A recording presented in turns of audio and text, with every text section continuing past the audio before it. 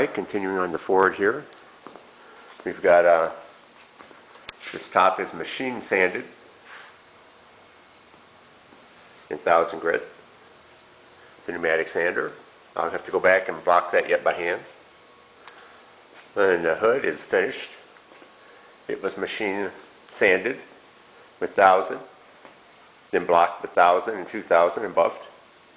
This is just the first compound buff with the heavy wool pad. You can see here. I'll foam pad this yet too. I always like to use the lines from the ceiling lights as a gauge as to where we're at.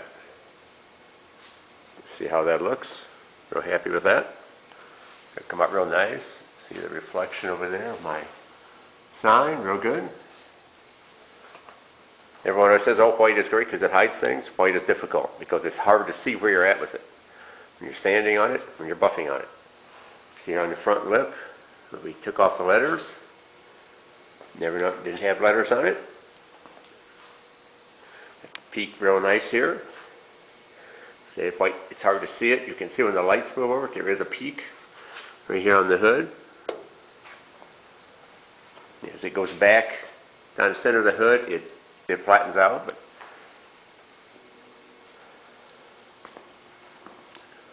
see, this was machine buffed over here. I haven't hand sanded this yet. I want to buff on this real quick just to see our effect. And you can see when I move along there what we've got. Real nice.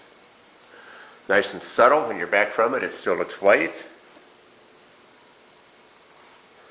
When you get up on it, you can see all the metal flake in it. Light catches it. So I'll go ahead now and I'll flat sand all this 1000 grit, block it out wet with 1000 and 2000, and then we'll buff on the rough on it. So that's where we're at on the Ford. Alright, we've got the Ford all sanded and buffed here now. Let's see. Kind of get across in the light. You can see that tail light or trunk lid lip. I took the Ford letters off. Looks good. I started on masking already.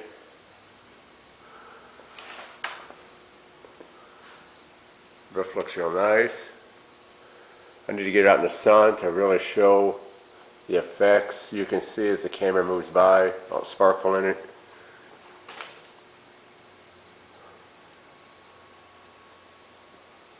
That come out nice, looks really good.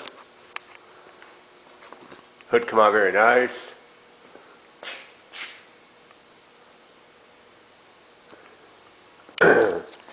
I unmasked the tops of these fenders and did a little buff on those when I was buffing on the hood too, so I cut the top of those.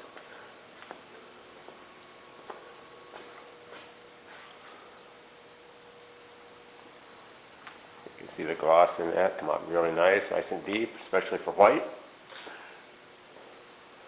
I was trying to get back and look at the Summit banner up on the wall there. You can read that reflection upside down in the hood, backwards, upside down like that. That's a good thing. You can see how deep that looks in the hood.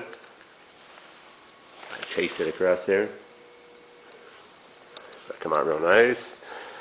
I say I always use the light tubes as my guide. You want this to be nice and straight. It's real nice. I talked about this up here, how I only bring the metal flake down to here.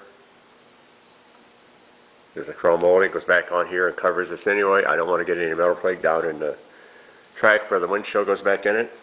Did the same thing for the back glass because you don't want to have to sand and buff down in there. So that was simply base coat clear coated. So I only come down to the bottom of the post here. The rest was in good shape. You can go any farther, it all gets covered up by molding anyway. Yeah, now you can see the top. See, it looks really good. Really happy with it.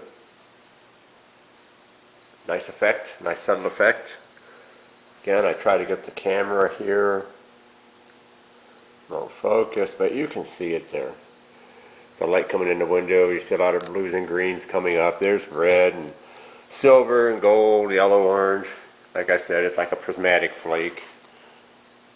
This title of this brand flake was iridescent, but I've seen it called prismatic or mini rainbow, all kinds of stuff like that.